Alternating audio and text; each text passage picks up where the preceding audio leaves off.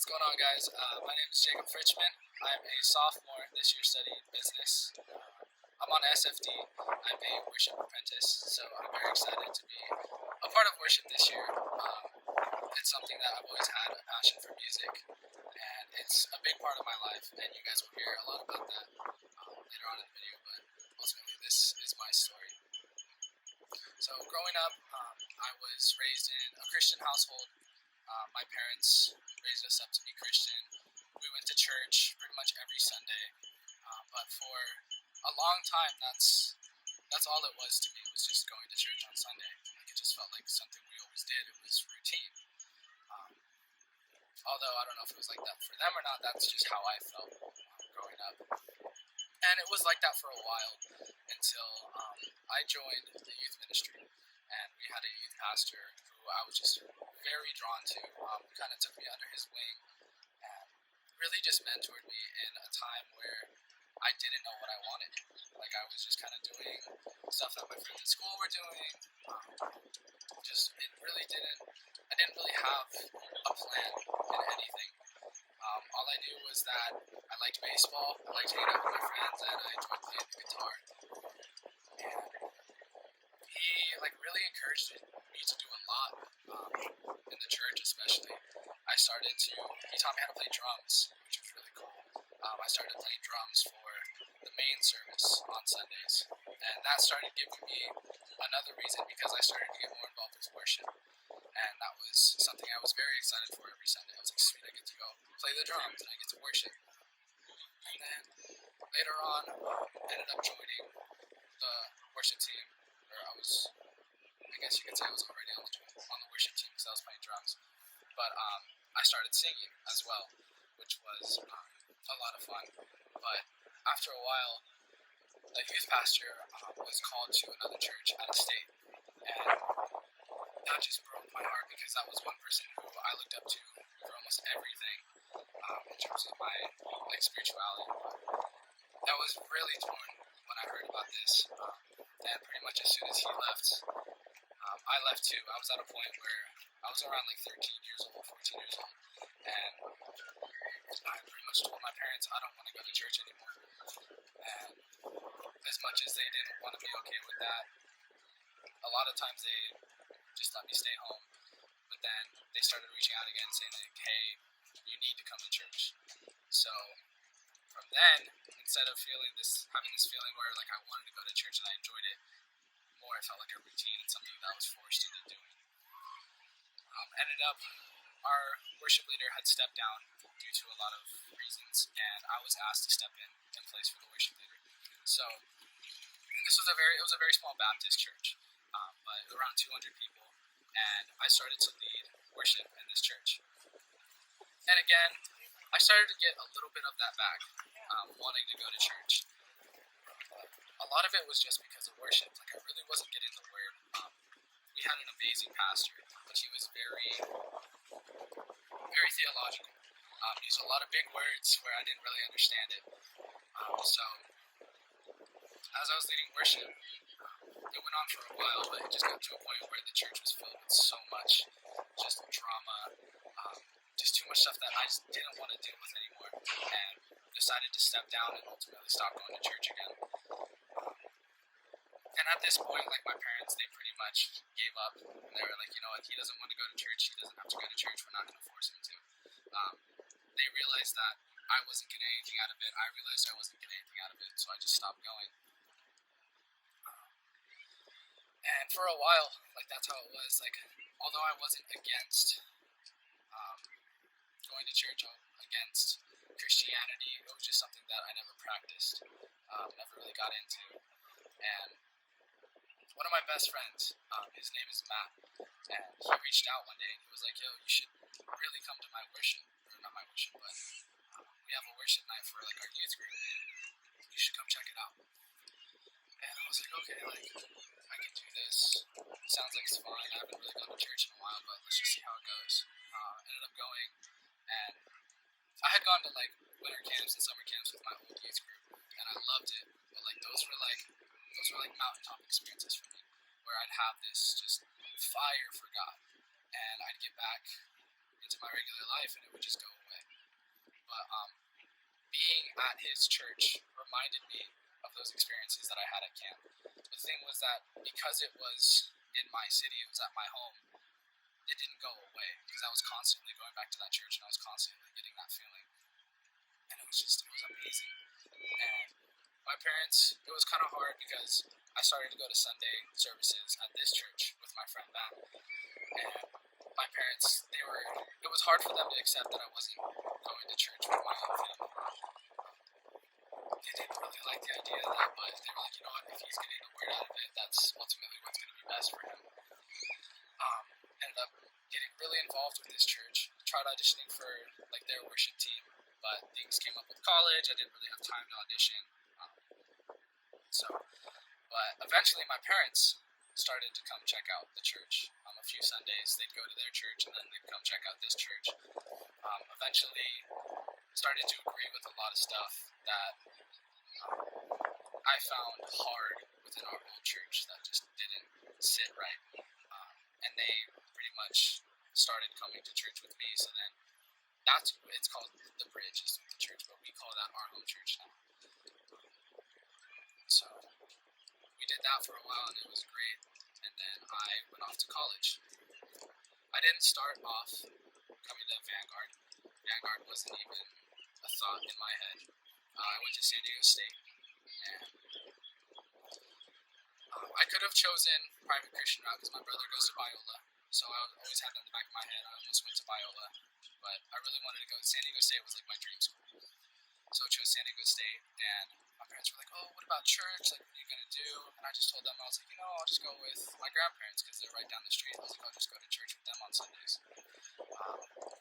Turns out I started to get involved in a lot of pretty much college phenomena as they go on, especially at San Diego State. It just kind of took over my life, and I really wasn't focused on my studies, on my personal life, my family life. Like, for the longest time, I just ghosted my family. It was for about 2 or 3 months where I didn't even talk to them, and it was hard coming back and facing that with them after realizing it. I know I had talked to them, and at one point, I had felt like they were thinking that they lost me because they would send me texts, they would call me, I wouldn't answer, and it was nothing against them. It was just the fact that I was doing stuff on my own. I liked the independence, but I was taking advantage of it. That not only led to like problems with my family, but throughout all this, I was in a very long relationship, and this relationship pretty much matured me at a very young age. It helped. Like, it was great to build through life with somebody, just because you kind of learn from each other through that, where not necessarily learning from your own mistakes, but you're learning from each other through each other's experiences. But things leading up, I was having issues with my relationship. It was getting really bad, and I started to come to the realization that, I think it's because of this lifestyle that I've come into, and I knew that there needed to be a change. So there were a couple reasons why I decided to transfer to Vanguard. I will still say that the number one reason was because I missed having just being on fire for God like I was before I left for college. It was something that it was the reason why I woke up and I was excited to go do something to glorify God. And I wanted that back. That was one reason why I wanted to transfer. Another reason was so that I could fix my relationship. Because I was like, ultimately, if this is what's going to be in front of me, if this is my path, I want to make this work. So I ended up making the decision to transfer the following semester. Get to Vanguard, and it was a culture shock. It was very different. Especially, it was really funny learning about visiting hours, because as San Diego State, I mean, you can be wherever you want it, whenever you want it. It doesn't matter who, but like whatever. And I come and find out, I'm like, hold on. So I can't even see my girlfriend until like Thursday at 4 o'clock. Like it was so stuff like that. Just kind of like I was like, okay, it was a lot of adjusting, but as soon as I was able to go to like chapels and like worship services, like it was awesome. I was like, you know what, like this is why I transferred, for this reason. And things were going really good, but later on down in the like semester, I started to have issues again in my relationship, and we tried a lot to work past it, and we were working past it for a long time, but it just got to a point where we had too much going on. We had too much on our plates, and we just decided that it would be best if we just focused on what we had in front of us in terms of our education, just working on ourselves. So we decided to do that, which was very hard for me because I grew to be very dependent on that relationship.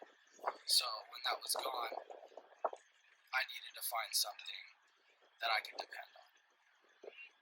And instead of following the same instincts that told me to transfer, I chose a different route and turned to substance abuse, which was surprisingly very easy to turn to. It just seemed like the easiest thing to do, especially coming from a new school. I really didn't have anyone yet that I trusted or that I could go to. So that's what I did to cope with my problems. And this lasted for a while just because I didn't want to feel the way that I did. But I soon found out that, yeah, it might make it go away for a little bit, but as soon as it comes back, it's a lot worse than before you did anything.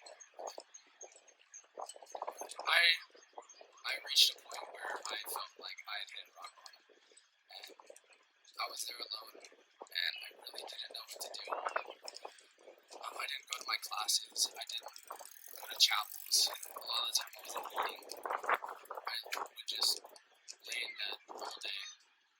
Like sometimes I would get up, like I don't know what I would do, but I was not motivated. I was numb. I didn't feel anything. But it wasn't until I started to reach out that my life really started to change. It started with a professor. I don't know if you guys know, but Professor Gary Tyra. There was an assignment that I needed to do for my English class, and it was like due really soon. And I was like, you know what? This is a big part of my grade for this class. I need to do this. So I reached out to Professor Tyra, who was my Foundations of Christian Life professor at the time. And I was like, hey, I have to conduct an interview for this assignment. I just need you to answer a few questions. Like, if you were free, that'd be awesome. And he tells me, like, I'm really busy. Like, I don't know if I can make it happen. Could you possibly ask someone else? And I was like, yeah, that's totally fine. But later he gets back to me and he's like, you know what? I'm free at this time on this day. Can you make that work? And I looked, and that was like the only, I guess you could say my schedule was open because I wasn't doing anything. But that was about the only time where I didn't have anything going on. I was like, yeah, that would work perfect. And a couple of days go by, and we're able to meet. And I ask him all these questions. It was based on like how he got into his profession, like what were the steps that he took to get there, how his mind changed along the way. It was like a really good interview. But at the end, he asked me,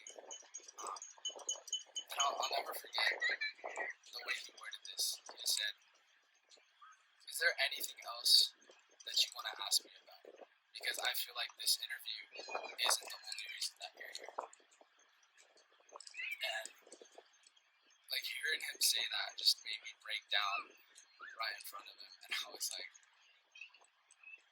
I just asked him for prayer. I need guidance. I need a reason to want to get out of bed, because I was just in a place where I didn't want to do anything. And it's really cool because I look back, I have a whole voicemail of this recorded because it was for the assignment, but I have whole thing that he prayed over me. And it's just about getting back to where I want to be. Because I've been there, and I know what it feels like to be at that point, and I wanted to be at that point, and that's what he prayed over me.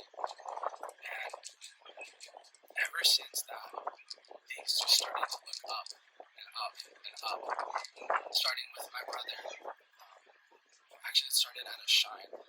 After that, I started to go to every chapel, every Shine. I'm just kidding. I loved it so much. And one night, I forget the name of this man. It was just, I walk in and I just sit down in the front row, and he walks up to me and he's like, "What's going on, man?" I'm like, "Hey, how's it going?" And he goes, "Can I ask you a question?" I was like, "Yeah, shoot." He goes, "What's your passion?"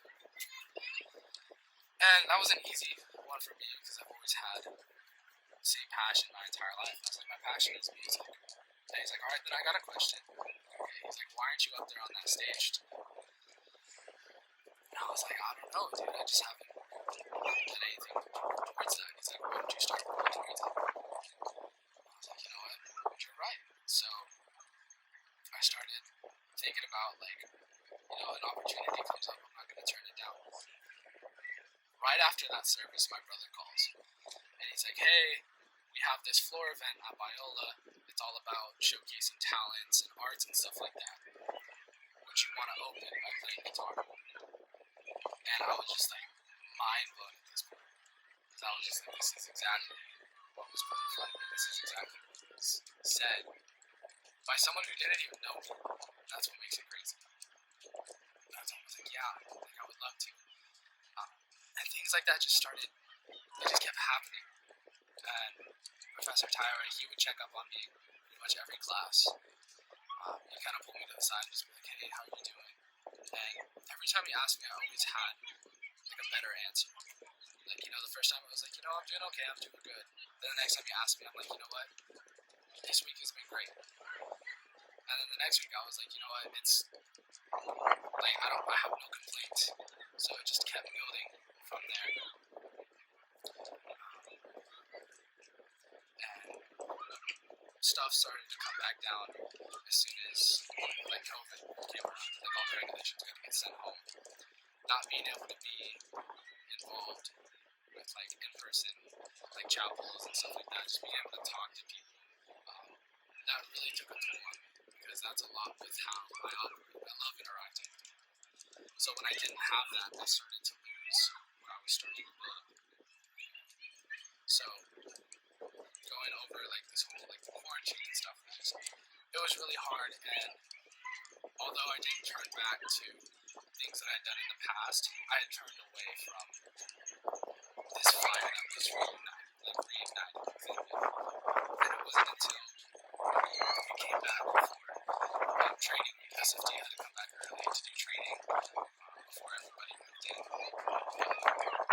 Something happened that week. It was a powerful week, and it really lit that fire for me, and it's just been, like, I really don't have any complaints since then. One thing that I've learned, mostly from this, is that you have to be flexible, especially with God. Like, there's going to be things where stuff isn't going to go as you plan, just things are randomly going to come up, and you just got to roll with it. And that's where I find joy in that. Where it's like, I see something like that happen, and I know that's reassurance that God is still working. Another thing that I've also learned, which is, this is the reason why I included this part in my testimony. Like, I want to be vulnerable with you guys because I want you guys to know that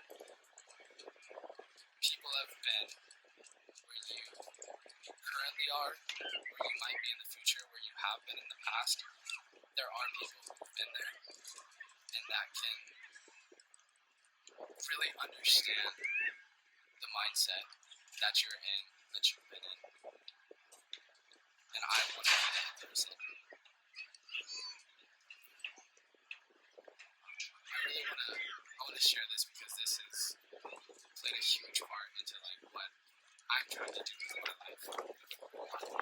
But Sam Sam Lucas, he shared this image that he saw like one night at the beach. He told me he sees me as this giant, just walking straight up to the gates of hell and just punching through those gates and pulling people out that don't want to be there. And just as he's telling me this, I'm just getting goosebumps. But the way I see that, I interpret it as I know what's on the other side of that gate. And I'm not afraid of that because I've been there. But my purpose is to get people out of there who don't want to be there. And that's what I've turned. Everything that I've done in my past, I don't look at it as something that sets me back. I look at it as another thing that I put on the ground that I can step on. Because everything that's happened in my past, I built off of it.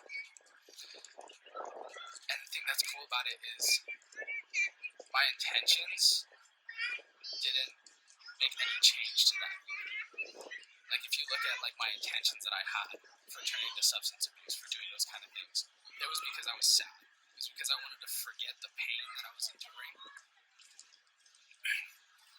But the thing is, God took that and used it for something that I didn't even know was capable of being used for. Something that I turned to because I was sad and I just wanted to forget what was going on.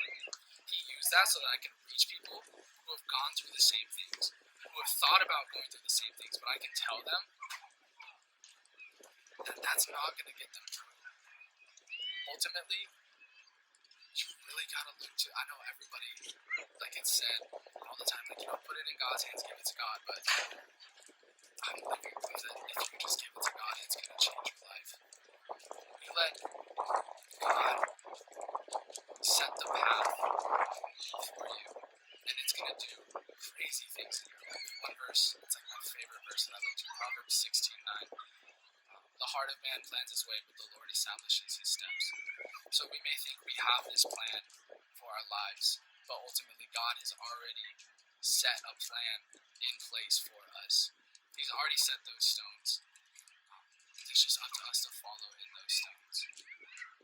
So I just want to let you guys know that vulnerability is huge in just coming to really know who you are and where you've come from. I want to be someone where you don't have to be afraid to be vulnerable. You can come to me and you can share experiences that you wouldn't want to share with anybody else.